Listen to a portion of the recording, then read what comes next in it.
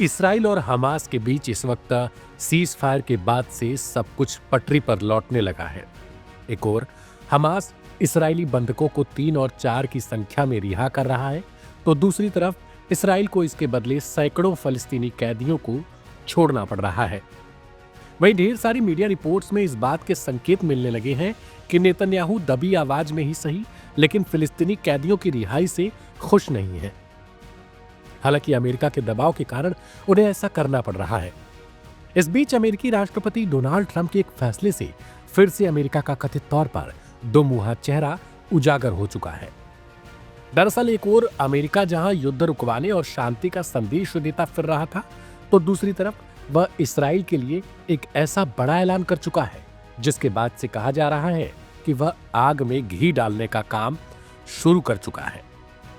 गौरतलब है कि बीते दिनों ही इसराइल की ओर से अमेरिका से 2000 पाउंड बमों की मांग की गई थी, जिसके लिए उसने अमेरिका को कथित तौर पर भुगतान भी किया था। लेकिन अचानक से पूर्व राष्ट्रपति बाइडेन की सरकार ने इसराइल को बम देने पर रोक लगा दी। इसके कारण आईडीएफ को काफी दिक्कतों का सामना करना पड़ा था। हालांकि अब जब गाजा में सीज फायर का ऐलान हो चुका है और लेबनान में हिजबुल्लाह से एक बार फिर से इसराइल में तनातनी की उम्मीद लगी, तब अमेरिकी राष्ट्रपति डोनाल्ड ट्रंप ने इन बमों की रोक पर से स्टे हटा लिया। वहीं राष्ट्रपति ट्रंप के फैसले के बाद से बेंजामिन नेतन्याहू गदगद नजर आ रहे हैं। उन्होंने बाकायदा एक वीडियो संदेश भी जारी किया है।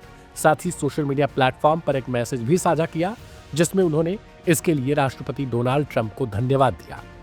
इस्राएली प्रधानमंत्री बेंजामिन नेतन्याहू की ओर से जारी किए गए इस वीडियो संदेश में कहा गया, Thank you, President Trump, for keeping your promise to give Israel the tools it needs to defend itself, to confront our common enemies, and to secure a future of peace and prosperity. बता दें कि शुरुआत से ही America Israel का सहयोगी रहा है। सत्ता में चाहे जो बाइडेन की सरकार रही हो या फिर चाहे राष्ट्रपति डोनाल्ड ट्रंप ही क्यों ना हो, दोनों नेताओं ने गाजा और लेबनान में युद्ध के दौरान इसराइल का भरपूर सहयोग किया और समर्थन किया। वाशिंगटन का साफ कहना है कि वह ईरान समर्थित इन संगठनों से इसराइल की हमेशा रक्षा करता रहेगा और भरपूर मदद भी करेगा। फिलहाल आपको बता दें कि बीते शनिवार को भी हमास और इसराइल ने एक दूसरे के बंदियों और कैदियों को रिहा किया, लेकिन इसराइल की तरफ से हमास पर बड़ा आरोप लगा दिया गया। इसराइल ने आरोप लगाया कि हमास की तरफ से न तो इसराइली बंधकों की लिस्ट सौंपी जा रही है और न ही जिन्हें छोड़ने की मांग की गई थी उन्हें छोड़ा जा रहा है। इसके जवाब में हमास ने इस बात से अपने आप को पूरी तरीके से अलग रखा। इसराइल द्वारा लगाए गए आरोपों से हमास ने इनकार करते हुए कहा कि फिलिस्तीनी कैदियों की रिहाई में इसराइल देरी कर रहा है।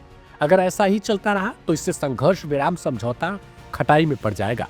उन्होंने कहा कि हमारी तरफ से समझौते के सभी नियमों का सही तरीके से पालन किया जा रहा है। कुल मिलाकर देखा जाए तो अमेरिका द्वारा बमों पर से लगाए गए स्टे को हटाना कहीं न कहीं एक बार फिर से मिडिल ईस्ट में युद्ध भड़काने जैसा ना हो जाए, क्योंकि जिस हिसाब से लेबनान में इसराइल की हरकतें अब बदलने लगी हैं, तो दूसरी तरफ गाजा में भी बंधकों की रिहाई से जुड़ी हुई खबरें अब खटास जैसी लगने लगी है। यानी आने वाले दिनों में अगर सीज फायर समझौता रद्द भी हो जाए तो इससे आश्चर्य से नहीं देखा जाना चाहिए। देखना दिलचस्प हो जाता है कि आने वाले समय में आखिर क्या अमेरिका और इसराइल जैसे देश संयम से काम लेते हैं या फिर दोबारा युद्ध को ही अपना हथियार बनाते हैं। इस रिपोर्ट में इतना ही। तमाम अपडेट्स के लिए सब्सक्राइब करें लाइव हिंदुस्तान।